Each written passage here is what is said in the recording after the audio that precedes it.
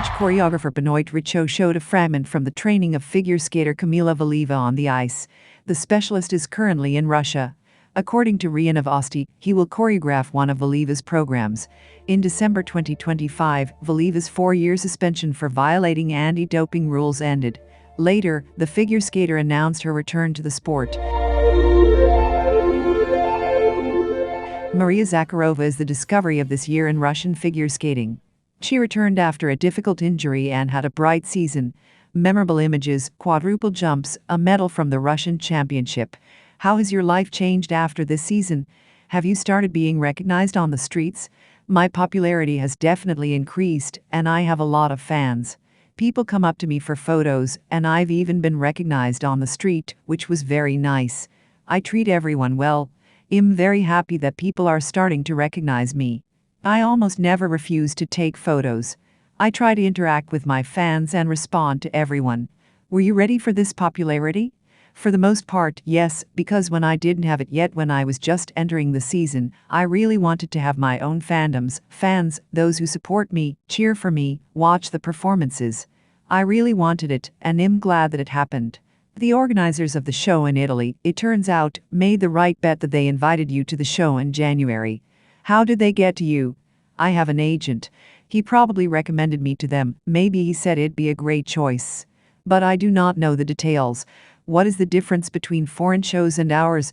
First of all, I was very surprised that everyone treats us very well, both athletes and everyone else. Everyone was polite and supportive. At the international show, everyone is more relaxed. That is, you are not afraid to make a mistake. You are well received and warmly welcomed. There is no fear of making mistakes. At home, there seems to be more responsibility and demand. It seems that Alisaliu has set a trend for relaxation. After the Russian championships, you also said that you go out on the ice to enjoy it. Is your attitude towards sports similar to hers? I don't think so. I still believe that sports are about discipline and daily work, both on the ice and within oneself. It's not like I just show up for a training session, jump around for fun, and then leave. It's a daily chore. She also said that she could choose to spend time with friends and go out instead of training. I might agree with her on this point, because it's important to give yourself some rest between training sessions. I can easily take a 2-day break, especially after competitions, and spend those days with friends, relaxing and recharging. So there is some similarity in our approach. After training, but not instead of it? Definitely not instead of it. So was your fun on the ice? I start to get into the zone towards the end of the performance, when I've already completed all the jumps. It's still challenging for me to combine both the jumps and the enjoyment of skating.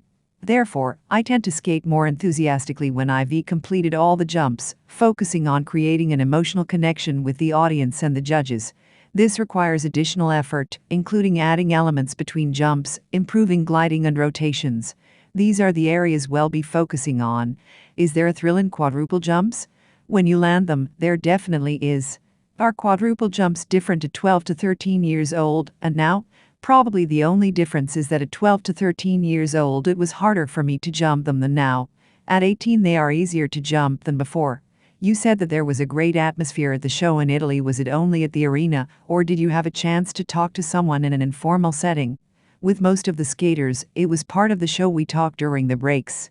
After the performance, the guys and I went to my hotel. We talked a lot and discussed various things. There were about 6 people, not just from Russia, including myself and Artem Fedorchenko, who was also there. We spent a lot of time chatting. It was the last day before my flight, and I had a plan. It was around 5 a.m., and we were still sitting and chatting, and the hotel had breakfast at 7. And I decided, now somewhere until 6 we will still sit. I will finish packing the suitcase, and after breakfast we with Vasilisa and Maxim, Kaganovskaya and Nekrasov, will go to the airport. In the end, I wake up from the fact that Vasilisa runs into the room to me. Says, Masha, we are now late. I am shocked. Look at the time. 10 a.m. I have not yet fully packed my suitcase, and I did not gather, just opened my eyes. But everything turned out well, and we managed to get everywhere. Thank you so much to Vasilisa for waking me up. But we had to skip breakfast. Yes, it was a shame. The plan was perfect, but something went wrong. If we stayed up until morning, the atmosphere was great. Are our skaters expected there? I think so, because everyone treats us very well and is very friendly. I hope we will have the opportunity to participate in international competitions. Is it warm everywhere? Adelia Petrosian told me that she had problems in Italy and boutiques there refused to serve her because of her Russian passport. Have you encountered such a situation? I personally didn't have any problems. Did you enjoy shopping? Yes. Vasilis and Maxim and I also had a plan. We got up in the morning and went to training, then to shopping, then back to the hotel. There to gather, to do their own business literally for an hour or two, and then again at rehearsals. And here's how much we were there for 3 days. It turned out every day, so that we looked at the shopping center 2 times. I bought a bracelet from Pandora, which very much wanted. If it would order here, then very long would have to wait. And it turned out that I went to the store for a ring, went a little further look, and there he is. I took it. And this is another pleasant memory from Italy. What country would you like to go to with the show? I would really like to go to Japan or China, because they are very welcoming. I would also like to fly somewhere else in Europe. How do you feel about being the sex symbol of our women's singles, like Lona Hendricks, but with quadruple jumps? It's okay, because I also look at my skating from a different perspective, and it's more sexy, yes. That's why we chose these programs for my skating. I like my style. I didn't learn it specifically, it's just a natural gift. Some people have great flexibility, while I have this unique style of skating. I don't mind being compared to others, as I've been compared to many talented skaters. On the one hand, you're against simplifying the programs. On the other hand, you support the age limit. What do you think the ideal female skating style should be? I'm in favor of the age limit, because I understand how difficult it is for us at our age, because we've had more injuries than younger girls, for example. And when someone younger comes out to compete with us, it's clear that they have more strength and fewer injuries. There are some girls my age who have fewer injuries, but they are few and far between. So I compare how many injuries we've had and how many they've had, younger skaters, and they may still have a lot to go through. So, of course, I'm in favor of the age limit. It's probably necessary to find a middle ground so that girls can skate masterpieces from the age of 17 to 18 and above. At the same time, they should have an adult, mature skating style. There will be more mature female skaters this season, as Kamila Valieva and Alexandra Trusova are returning. Are you following them? I'm happy to see them back, and I'm looking forward to competing with them in the new season. However, I don't follow their jumps on social media. I saw how they came out for the jumping tournament, both Kamila and Sasha. I think they will succeed. It would be very interesting to compete with them. You also came back after a long break. Are there any life hacks for getting back in shape? Looking at the girls and their form at the jumping tournament, and looking at Kamila at Russian Challenge, I don't think they need any life hacks. Because they are coping with everything themselves, they are in good shape, they have already jumped a lot of jumps, they have restored everything. I think they have set their own plan and they are sticking to it. And we just have to wait, and already in the new season, we will see what they will show us. If anything, you have something to answer in terms of content. Learning new quads? There are grandiose plans that I would like to implement. So far, I have another quadruple in my arsenal, and I wanted to show it at the competitions, but I haven't been able to do so yet. Maybe I'll post it on social media in the summer. In the new season, I'd like to show it somewhere, such as at the test skates. That's why I'm currently practicing quadruple combinations. I hope there will be more challenging content than this season. Another reason for raising the age limit is the psychological stress, which often leads to eating disorder. What is your relationship with nutrition? Before the break in almost 3 seasons due to injury, it was a very painful topic for me. But I hadn't grown up yet, I did think about what and how. And everything was bad. Now that I've returned, I'm still aware of what I'm doing and why. And now, thank God, things are going great. I don't have any eating disorders. I try to lose weight in a smart way, to reduce a little food, to eat twice a day, but healthy food, fish, salads of all kinds. At the same time, I do not believe that I should limit myself to all food, to eat only salads and not to eat ice cream or French fries. If I want, I can afford all this, just in moderation. There is no need to break, it is necessary to keep yourself in hand. I weigh myself, I stand on the scales every day, both in the morning and in the evening. I control everything myself. The coaches don't weigh me at this age. They might say after a weekend or an illness, "Masha, I think you've gained a little weight, so you need to lose some." I'll go to the scale, analyze it, and if I really need to, I'll see that I have an extra kilogram, which is causing me to struggle with quadruple jumps. I understand that this will put a lot of strain on my knees and especially my sore ankles. Then I'll go dry, throw it off. It's not like I'm eating, breaking. I came to the middle ground, which I stick to. Is there any favorite harmful dish? Yes, I love a lot of things. If the only one to highlight, it's carbonara. There's butter, bacon, cream. We are not very healthy. But I love a straight fat carbonara. On the ice, you have a sexy style, but what about outside of it? I have a lot of jeans, dresses, corsets, and skirts in my wardrobe. In my daily life, when I'm just going from training to home, I tend to wear jeans, a zip-up jacket, and a hoodie for convenience and comfort. There are days when I want to look beautiful. In the summer, I might wear a skirt with a sweater before going to the ice rink. Or I might wear jeans with a corset. Sometimes I want to let my inner self out and show off how feminine and beautiful I am. That happens. When I go out, I try to dress more femininely. For example, for the Russian Championship draw? How long do you start preparing for it? In the past season, I completely forgot that we would have a draw. In terms of being beautiful, it completely slipped my mind. And 3 days before we left, my coaches and I remembered that we had to look beautiful there, and in a hurry we started choosing dresses and choosing shoes. Such a small embarrassment came out, but everyone made it. As it is, the sooner the better. If you leave tomorrow, then I like it when everything is ready for me yesterday, so that I can make sure that everything is ironed, selected, and assembled. The more I prepare in advance, the calmer I feel. So you're a bit of a control freak, you always need a plan? Yes, because I'm not a fan of doing things at the last minute, in a rush. I get stressed out a lot, and I don't want to do anything, so it's better to do everything in advance. Is this a natural quality or has it been shaped by sports? I think it's a combination of both, but mostly it's about discipline and how sports have influenced me. Does it help or hinder you in everyday life?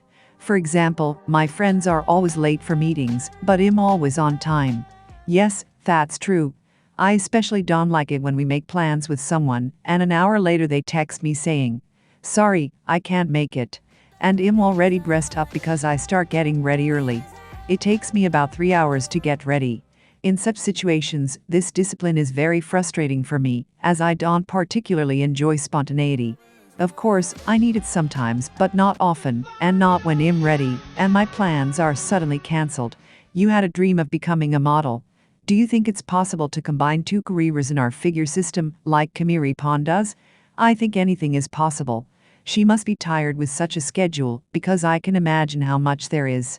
I, for example, train, and in the evening go to the modeling school. It's very, very difficult. Maybe one day I'll get to it. But still, probably when I finish with sports. Because if I take on one thing, I need to finish it. I can't combine well 2 things, otherwise I'll be neither here nor there. It's better for me to stick to one thing and do it. For example, I've been wanting to sign up for dancing for a long time, regular dancing, not ice dancing. I've been wanting to go to these classes for more than 6 months or a year, but I don't know how to balance it with my training. Some days I'm more tired, and some days I'm less tired, but I still need this discipline to go to these classes.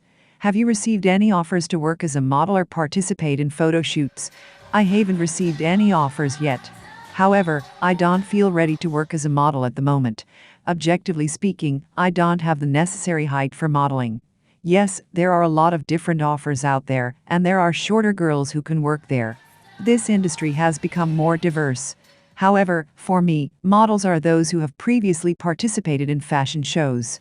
If you look at Kimiri Pond, she is very slim and tall. This is what is required for models. If we were to dream, which brand would you definitely agree to collaborate with? There are many such brands, including Dior, Chanel, and Tiffany. It's clear that they won't invite just anyone to a show, and you can't jump to such a high level overnight. So, it's a gradual process. However, in my dreams, I would like to collaborate with them someday. What would you never agree to advertise? Are there any red flags? There are no specific ones. I won't advertise any product that I won't like myself. If something is objectively bad and I've tried it, I would refuse. And it doesn't matter what brand it is.